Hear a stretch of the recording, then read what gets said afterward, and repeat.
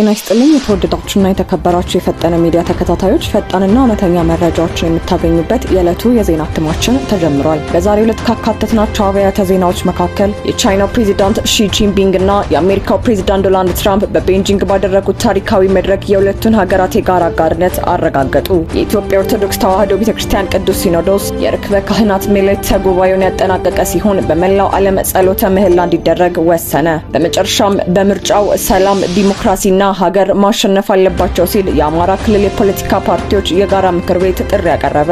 ዝርዝሩን እንደሚከተለው ዶናልድ ትራምፕ የሁለቱን ሀገራት አጋርነት አጋሩ።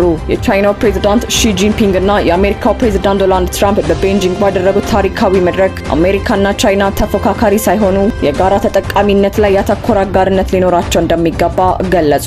ፕሬዚዳንት ሺ ጂንፒንግ በቤጂንግ በሚገኘው ታላቁ የህዝብ አዳራሽ ለአሜሪካው ባልደረባቸው ዶናልድ ትራምፕ ደማቅና ይፋዊ የቅበላ ስነስርዓት አድርገውላቸዋል። በክብር ዘብ የታጀበውና በከፍተኛ ዲፕሎማሲያዊ ድምቀት በተከናወነው በዚህ መርሃ ግብር ላይ መሪዎቹ እጅ ለእጅ በመጨባበጥ የጋራ አጋርነታቸውን ለዓለም አሳይተዋል። በቀረበው ይፋዊ መግለጫ መሰረት የቻይናው መሪ ሺ ጂንፒንግ ሁለቱ ሀያላን ሀገራት ያላቸውን ግንኙነት ሲያብራሩ በመካከላቸው ያለው ግንኙነት የፉክክር ሳይሆን የአጋርነት ሊሆን ይገባል ብለዋል። ቻይናና አሜሪካ ያላቸው ትብብር ለዓለም ሰላምና መረጋጋት ወሳኝ መሆኑንም መሪው አክለው ገልጸዋል። የአሜሪካው ፕሬዚዳንት ዶናልድ ትራምፕ በበኩላቸው ለተደረገላቸው ደማቅ አቀባበል ምስጋና አቅርበው የቻይናውን መሪ የደገፉበትን ጠንካራ አስተያየት ሰጥተዋል። ትራምፕ የቻይናውን መሪ ታላቅና ምርጥ መሪ ሲሉ ያደነቁ ሲሆን በአሁኑ ወቅት በሁለቱ ሀገራት መካከል ያለው ግንኙነት ከምን ጊዜውም በላይ በጥሩ ደረጃ ላይ እንደሚገኝ አስታውቀዋል። ከአቀባበል ስነ ስርዓቱ መጠናቀቅ በኋላ መሪዎቹ በሁለትዮሽ የንግድ ትስስር፣ በዓለም አቀፍ ደህንነትና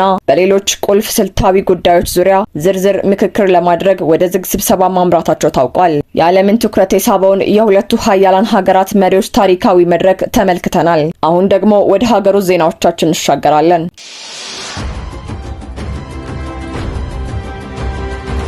የኢትዮጵያ ኦርቶዶክስ ተዋሕዶ ቤተክርስቲያን ቅዱስ ሲኖዶስ ለ7 ቀናት ሲካሄድ የነበረውን ቀኖናዊ ጉባኤ ዛሬ በይፋ አጠናቋል። የኢትዮጵያ ኦርቶዶክስ ተዋሕዶ ቤተክርስቲያን ቅዱስ ሲኖዶስ የርክበ ካህናት ምልዕተ ጉባኤውን አጠናቀቀ። የኢትዮጵያ ኦርቶዶክስ ተዋሕዶ ቤተክርስቲያን ቅዱስ ሲኖዶስ ለ7 ቀናት ሲካሄድ የነበረውን ቀኖናዊ የርክበ ካህናት ምልዕተ ጉባኤ ዛሬ ግንቦት 6 ቀን 2006 ዓ.ም በይፋ ማጠናቀቁን አስታወቀ።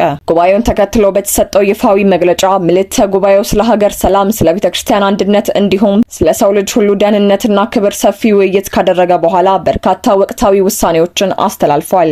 ቅዱስ ሲኖዶሱ ካሰለፋቸው ውሳኔዎች መካከል ስለ ዓለምና ስለ ሀገሪቱ ሰላም፣ ስለ ሰው ልጅ ደህንነት እንዲሁም በተለያዩ አካባቢዎች በሃይማኖታቸው ምክንያት መከራ እየደረሰባቸው ያሉትንና በግጭት ቀጠና ውስጥ የሚገኙ ኦርቶዶክሳውያንን በመደገፍ በመጪው የ2018 ዓ.ም ጾመ ሐዋርያት በመላው ዓለም በሚገኙ የኢትዮጵያ ኦርቶዶክስ ተዋሕዶ ቤተክርስቲያን ገዳማት፣ አድባራትና አጥቢዎች ጸሎተ ምህላ እንዲደረግ መወሰኑ በዋናነት ተጠቅሷል። በተጨማሪም ቅዱስ ሲኖዶሱ በደቡብ አፍሪካ፣ በሳውዲ አረቢያና በሌሎችም የዓለም ክፍሎች የሚኖሩ የኢትዮጵያ ዜጎች ሰብአዊ መብት እንዲከበር፣ የርህራሄ ምህረትና ፍትህ እንዲያገኙ የሚመለከታቸው አካላት ተገቢውን ክትትል እንዲያደርጉ ሐዋርያዊ ጥሪውን አቅርቧል። ቅዱስ ሲኖዶሱ ለሀገር ሰላምና ለዜጎች መብት መከበር ያቀረበውን ሐዋርያዊ ጥሪ ተከታትለናል። ወደ ሌላ የሀገሩ ዜና ስንሸጋገር ደግሞ ከ7ኛው ጠቅላላ ምርጫ ጋር በተያያዘ በባህር ዳር ከተማ የምክክር መድረክ ተካሂዷል። በምርጫው ሰላም፣ ዲሞክራሲና ሀገር ማሸነፍ አለባቸው ሲል የአማራ ክልል የፖለቲካ ፓርቲዎች የጋራ ምክር ቤት አስተላለፈ። በ7ኛው ጠቅላላ ምርጫ ሂደት ላይ ሰላም፣ ዲሞክራሲና የሀገር መላቅ ቅድሚያ ሊሰጣቸውና ሊያሸንፉ እንደሚገባ የአማራ ክልል ተፎካካሪ ፖለቲካ ፓርቲዎች የጋራ ምክር ቤት ገለጸ። ምክር ቤቱ ይህንን ያመለከተው በባህር ዳር ከተማ እያካሄደ በሚገኘውና በ7ኛው ጠቅላላ የምርጫ ዙሪያ ላይ በሚመከርበት የምክክር መድረክ ላይ ነው። የጋራ ምክር ቤቱ ሰብሳቢ አቶ ተስፋሁን አለምነህ በመድረኩ ላይ እንደተናገሩ በሀገሪቱ የፖለቲካ ምህዳር መስፋቱን ተከትሎ ፓርቲዎች ቀደም ሲል ከነበረው የመካሰስና የመሳደድ አባዜ በመውጣት አብሮ የመስራት ባህልን ማዳበር ችለዋል። በሂደቱም የተለያዩ ችግሮች ሲያጋጥሙ በጋራ ምክር ቤቱ መድረክ አማካኝነት በውይይት እየተፈቱ መምጣታቸውን አብራርተዋል። ሰብሳቢው አክለውም ለ7ኛው ጠቅላላ ምርጫ በሚደረገው ዝግጅት የእጩዎችና የመራጮች ምዝገባን ጨምሮ በሌሎች ተያያዥ ተግባራት ላይ ፓርቲዎች በመናበብ ውጤታማ ስራዎችን ማከናወናቸውን ጠቁመዋል።